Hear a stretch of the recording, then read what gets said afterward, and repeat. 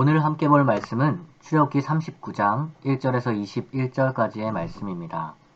출애굽기 39장 1절에서 21절까지의 말씀을 제가 봉독하겠습니다.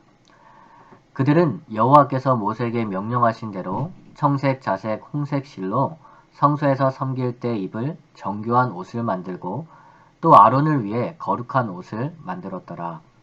그는 또 금실과 청색, 자색, 홍색 실과 가늘게 꼰 배실로 에봇을 만들었으되 금을 얇게 쳐서 오려서 실을 만들어 청색, 자색, 홍색 실과 가는 배실에 섞어 정교하게 짜고 에봇셋은 어깨바지를 만들어 그 두 끝에 달아 서로 연결되게 하고 에봇 위에 에봇을 매는 띠를 에봇과 같은 모양으로 금실과 청색, 자색, 홍색 실과 가늘게 꼰 배실로 에봇에 붙여 짰으니 여호와께서 모세에게 명령하신 대로 하였더라. 그들은 또 호마노를 깎아 금태에 물려 도장을 새김같이 이스라엘의 아들들의 이름을 그것에 새겨 에봇 어깨바지에 달아 이스라엘의 아들들을 기념하는 보석을 삼았으니 여호와께서 모세에게 명령하신 대로 하였더라. 그가 또 흉패를 정교하게 짜되 에봇과 같은 모양으로 금실과 청색, 자색, 홍색 실과 가늘게 꼰 배실로 하였으니 그것의 길이가 한 뼘, 너비가 한 뼘으로 네모가 반듯하고 두 겹이며 그것에 네 줄 보석을 물렸으니 곧 홍보석, 황옥, 녹주옥이 첫 줄이요 둘째 줄은 석류석, 남보석, 홍만호요 셋째 줄은 호박, 백만호, 자수정이요 넷째 줄은 녹보석, 호만호, 벼곡이라 다 금태에 물렸으니 이 보석들은 이스라엘의 아들들의 이름 곧 그들의 이름대로 12이라 도장을 새김같이 그 12지파의 각 이름을 새겼으며 그들이 또 순금으로 노끈처럼 사슬을 따 흉패에 붙이고 또 금태 둘과 금고리 둘을 만들어 그 두 고리를 흉패 두 끝에 달고 그 따은 두 금사슬을 흉패 끝 두 고리에 꿰매었으며 그 따은 두 사슬의 다른 두 끝을 에봇 앞 두 어깨바지의 금태에 매고 또 금고리 둘을 만들어 흉패 두 끝에 달았으니 곧 그 에봇을 마주한 안쪽 가장자리에 달았으며 또 금고리 둘을 만들어 에봇 앞 두 어깨바지 아래 매는 자리 가까운 쪽 곧 정교하게 짠 에봇 띠 위쪽에 달고 청색끈으로 흉패고리와 에봇고리에 꿰어 흉패로 정교하게 짠 에봇 띠 위에 붙여서 에봇에서 벗어지지 않게 하였으니 여호와께서 모세에게 명령하신 대로 하였더라. 아멘. 오늘 본문을 포함한 출애굽기 39장의 말씀은 출애굽기의 마지막 장인 40장의 성막 봉헌이 기록되기 전에 성막 공사의 마지막 작업에 대해서 기록하고 있는 본문입니다. 그리고 성막 공사의 마지막 작업은 오늘 본문에서 알 수 있는 것처럼 제사장의 옷을 만드는 일이죠. 출애굽기는 성막에 필요한 모든 부속품들을 만드는 일을 기록한 후에 그 마지막 부분에서 제사장의 옷을 만드는 일을 기록하고 있는 것이죠. 주인공은 마지막에 등장한다라는 흔히 하는 말처럼 성막 공사의 왕성인 성막 봉헌 전에 제사장의 옷을 만드는 일을 마지막으로 기록하고 있는 것입니다. 그리고 이것은 매우 의도적인 배치이죠. 왜냐하면 실제로 성막을 만드는 일을 생각해보면 성막의 여러가지 부품들은 그 부품들을 만드는 작업은 건축공사처럼 순서대로 만들어야 하는 것이 아니기 때문입니다. 우리 성도님들 모두들 잘 아시는 것처럼 성막은 이동식이었습니다. 그리고 성막이 이동식이라는 것은 조립과 분해가 가능하다는 말씀이죠. 그렇게 성막은 하나님께서 모세에게 주신 설계도만 있으면 그 설계도대로 성막의 부품들을 한꺼번에 만들어서 조립만 하면 되는 것입니다.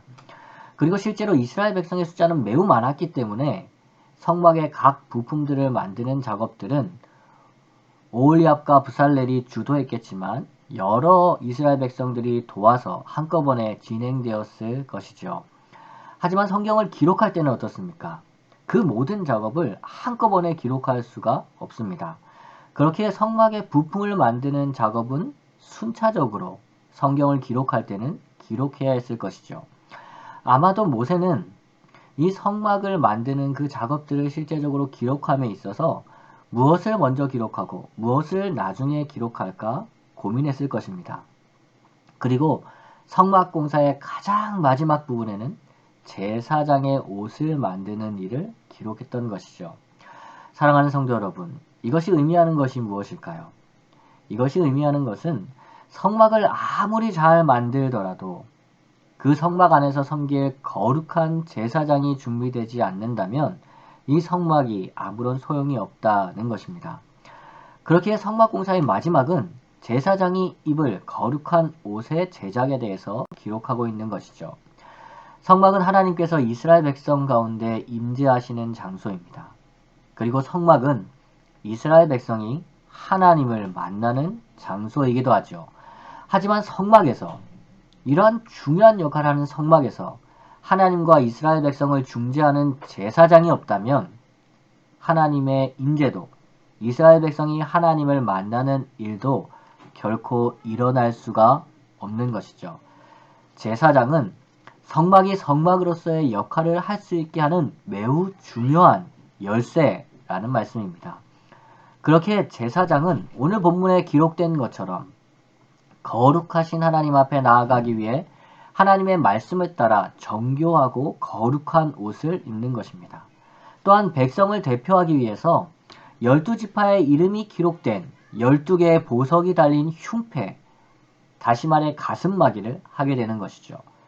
제사장은 하나님과 하나님의 백성 사이에 중재하는 역할을 한다는 것입니다. 그렇다면 사랑하는 성도 여러분, 오늘 이 말씀이 지금 이 시대를 살아가는 우리와 무슨 상관이 있을까요? 이 말씀은 지금 이 시대를 살아가는 모든 성도와 상관이 있습니다. 왜냐하면 사도 베드로가 베드로전서 2장 9절에서 모든 성도들에 대하여 왕같은 제사장이라고 분명하게 이야기하고 있기 때문이지요.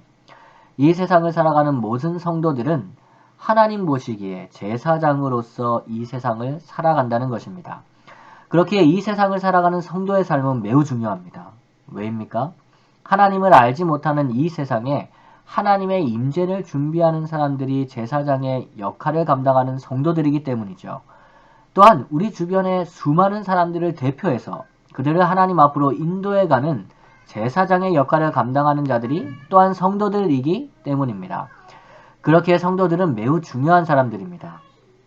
이 시대의 제사장들이 성도들이 없으면 이 세상은 하나님의 임재를 경험할 수도 없고 이 세상의 사람들은 하나님을 만날 수도 없기 때문이죠. 사랑하는 성도 여러분, 우리가 이 세상에서 어떤 모습으로 살아가든지 우리가 하나님께서 이 세상에 세우신 제사장이라는 정체성을 분명히 기억하시기 바랍니다.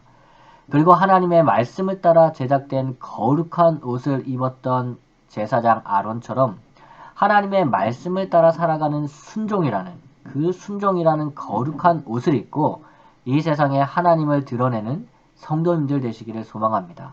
또한 제사장이 이스라엘 지파의 이름들이 새겨진 가슴마기를 달고 하나님 앞에 나아갔던 것처럼 우리 주변에 하나님을 모르는 사람들을 가슴에 품고 그들의 이름을 부르며 하나님 앞에 기도함으로 그 영혼들을 하나님 앞으로 인도하는 성도님들 되시기를 또한 소망합니다. 바라기는 오늘 하루도 우리가 이 시대의 제사장이라는 것을 기억하며 우리를 통해 하나님의 임재가 이 땅에 이루어지고 하나님을 모르던 영혼이 하나님을 만나게 되기를 소망하며 이 하루를 살아가는 사랑하는 성도님들 되시기를 주님의 이름으로 축복합니다. 아멘. 기도하겠습니다. 우리를 왕같은 제사장으로 삼아주신 은혜로우신 하나님, 오늘도 우리가 하나님께서 우리에게 주신 제사장이라는 정체성을 분명히 기억하며 살아가게 하옵소서. 성도인 우리가 제사장의 역할을 감당하지 않으면 이 세상에는 하나님의 임재가 없습니다. 성도인 우리가 제사장의 역할을 감당하지 않으면 이 세상 사람들은 하나님을 만나지 못합니다. 하나님께서 우리에게 맡겨주신 이 중요한 사명, 이 제사장의 사명을 분명히 기억하며 그것을 이 땅 가운데 이루며 살아가게 하옵소서. 성도들 한 명 한 명이 하나님의 말씀을 따라 제작된 거룩한 옷을 입었던 아론처럼 하나님의 말씀을 따라 살아가는 순종이라는 거룩한 옷을 입게 하시고 이 세상에 하나님을 드러내게 하옵소서. 또한 제사장이 이스라엘 지파의 이름들이 새겨진 가슴마기를 달고 하나님 앞에 나아갔던 것처럼 우리 주변에 하나님을 모르는 사람들을 가슴에 품고 그들의 이름을 부르며 우리 성도들이 하나님 앞에 기도하게 하옵소서. 그리하여 우리 성도들이 거하는 가정과 직장과 학교와 지역사회 곳곳마다 하나님의 임재가 있게 하시고 하나님을 만나는 은혜가 있게 하여 주옵소서. 이 시간 간절히 또 기도하기는 우리 연로하신 어른들의 건강을 지켜주옵소서. 또한 코로나 상황이 여전하지만 하나님의 은혜로 우리 삶에 또한 하나님의 은혜가 우리 삶에 신실하게 베풀어지고 있음을 믿게 하옵소서. 그리고 우리 성도들 한 명 한 명을 하나님의 권능의 손으로 눈동자같이 지켜 주옵소서. 이 모든 말씀 예수님의 이름으로 기도합니다. 아멘. 주기도문으로 새벽 기도회를 마치겠습니다. 하늘에 계신 우리 아버지여, 이름이 거룩히 여김을 받으시오며 나라가 임하옵시며 뜻이 하늘에서 이룬 것 같이 땅에서도 이루어지이다. 오늘날 우리에게 일용할 양식을 주옵시고 우리가 우리에게 죄 지은 자를 사하여 준 것 같이 우리의 죄를 사하여 주옵시고 우리를 시험에 들게 하지 마옵시고 다만 악에서 구하옵소서. 대개 나라와 권세와 영광이 아버지께 영원히 있사옵나이다. 아멘.